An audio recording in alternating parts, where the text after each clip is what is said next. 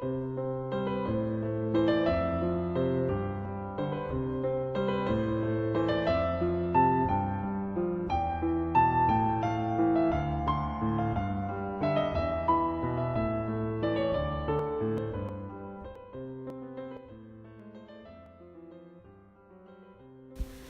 Revolución Gloriosa. El 18 de septiembre de 1868, en Cádiz, se inició una revuelta con el apoyo del general Prim.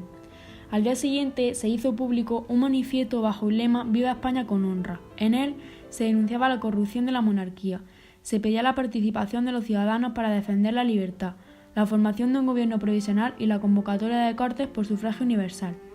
La sublevación se extendió por toda la península. El 28 de septiembre, la batalla de Alcolea entre las fuerzas gubernamentales y las sublevadas provocó el desastre de las tropas borbónicas, que llevó a la dimisión del gobierno y provocó el exilio de la reina Isabel II. Se pedía la abolición de impuestos de consumo, la rebaja de aranceles o la eliminación de estancos, la supresión de las quintas, la abolición de pena de muerte, entre otras cosas. Estas ideas eran compartidas por republicanos, demócratas y algunos sectores del progresismo. Durante el movimiento revolucionario se nombró un gobierno provisional encabezado por Prim y el general Serrano como nuevo regente del reino. El nuevo ejecutivo disolvió la Junta, frenó el proceso revolucionario y estabilizó la situación, fijando su prioridad en el establecimiento del orden.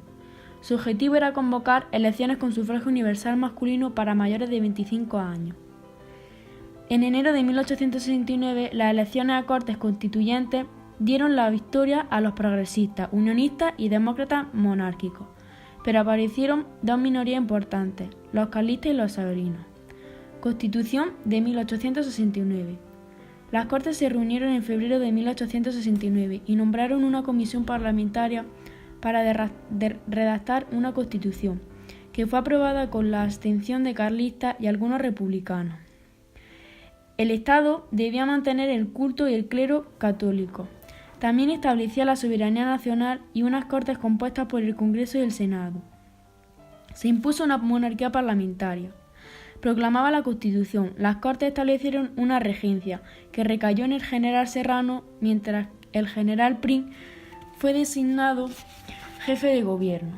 La coalición gubernamental tenía el apoyo de unionistas, progresistas y demócratas monárquicos. El Partido Republicano Federal defendía una república federal, promulgaba el laicismo, oponía a la intervención del ejército y la policía y defendía la ampliación de los derechos democráticos y la intervención del Estado en favor de las clases populares, y afirmaban que los territorios podían declararse independientes para después pactar libremente su unión a una república federal. La reforma económica. Los objetivos de la Gloriosa era reorientar la política económica con el objetivo de impulsar el crecimiento económico y disminuir la deuda. El ministro Laureano Figuerola impulsó una reforma arancelaria que redujo la protección a los productos nacionales. Ello provocó la imposición de las industrias catalanas y de los productores de cereales. También se llevó a cabo la desamortización del subsuelo con el objetivo de reducir la deuda y disolver préstamos. La Ley de Minas de 1871 puso a la venta los yacimientos de la minería metálica a distintas compañías extranjeras, normalmente inglesas y francesas. Las dificultades de la regencia. El nuevo gobierno se encontró con la oposición de los carlistas, que defendían la monarquía tradicional y el catolicismo, y de los moderados, que defendían el retorno de la monarquía borbónica y que se fueron agrupando bajo el liderazgo de Cánovas del Castillo. La frustración de las clases populares derivó en una intensa conflictividad social. El campesinado, Andalucía y Extremadura pretendía un reparto de la tierra, mientras que en las ciudades se producían motines contra los consumos, las quintas y el aumento de los precios. El movimiento obrero, que demandaba mejoras en los salarios y de las condiciones de trabajo, se fue radicalizando con la difusión del internacionalismo, que postulaba la revolución social. Finalmente, a finales de 1868, se inició en Cuba un movimiento independentista que desencadenó una guerra que se prolongó durante 10 años. Monarquía de Amadeo de Saboya. Debido a que la Constitución de 1869 detenía el Estado español como una monarquía parlamentaria, se inició un proceso de búsqueda de un nuevo rey, recayendo en Amadeo de Saboya. Este era un hombre con una concepción democrática de la monarquía y que pertenecía a la dinastía que había culminado la unificación de Italia. Este fue propuesto a las Cortes y el 2 de enero fue proclamado rey. Desde el primer gobierno de la monarquía fue presidido por Serrano. En los meses siguientes había dos bloques. El Partido Constitucional agrupó a los progresistas más conservadores y miembros de la Unión Liberal que consideraban que la revolución había ido demasiado lejos y entendían que la monarquía necesitaba incorporar a los sectores moderados, y el Partido Radical, con progresistas de izquierda y demócratas que buscaban un desarrollo democrático. La lucha provocó inestabilidad. En 2 años se formaron los gobiernos y se convocaron 3 elecciones. Finalmente, la coalición gubernamental se desintegró. La crisis política debilitó la monarquía, aumentaron las dificultades para dar respuesta eficaz a los problemas del país y atender a unos radicalizados conservadores. Dejaron de participar en las elecciones, organizaron la restauración de los Borbones y contaban con el apoyo de la Iglesia y de las élites burguesas. Los carlistas abandonaron el sistema e iniciaron una nueva guerra en defensa de Carlos VII, de la tradición, los fueros y el catolicismo. En Cuba, la insurrección iniciada en 1868 se convirtió en una guerra colonial dirigida por un sector de propietarios blancos nacidos en la isla que aspiraban a reformas políticas y económicas, contando con el apoyo popular. Esto se intentó, pero se encontraron con una fuerte oposición española.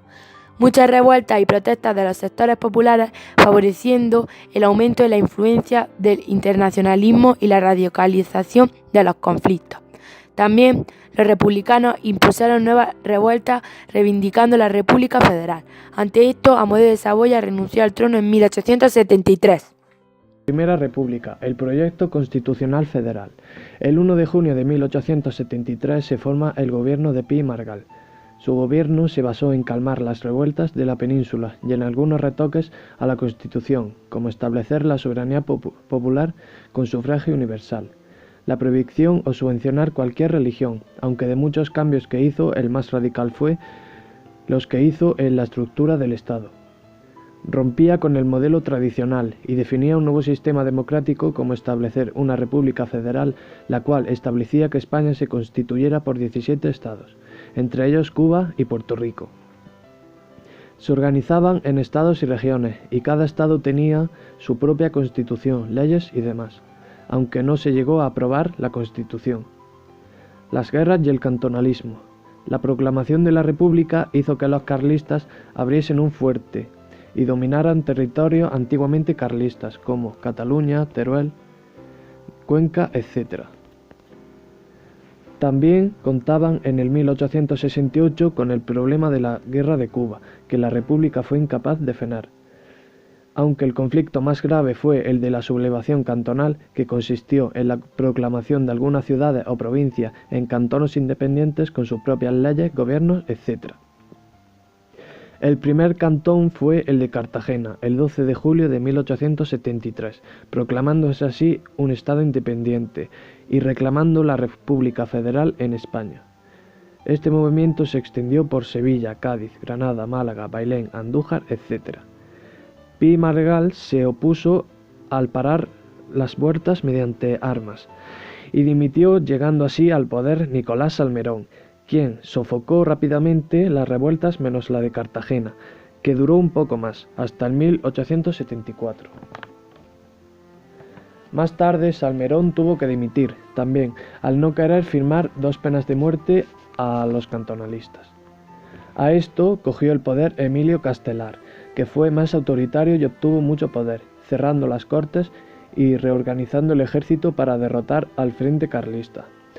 Pero los federales, cuando se volvieron a abrir las cortes, le retiraron la confianza por 120 contra 100 votos. La liquidación de la República. Tras esto, los federales iban a tomar con el golpe de estado de el general Pavía, junto a la Guardia Civil, aunque más tarde el general Serrano se quedó con el poder mediante la unión de progresistas y unionistas. El general Serrano impuso en este gobierno una disolución de las Cortes, aplicación de la censura de prensa, ilegalizó a los federales, disolvió la Internacional y finalmente suspendió ayuntamientos y diputaciones. Como estaba enfrentado a los republicanos, pretendía incorporar a los conservadores. Pero los monárquicos optaron por el retorno de los Borbones.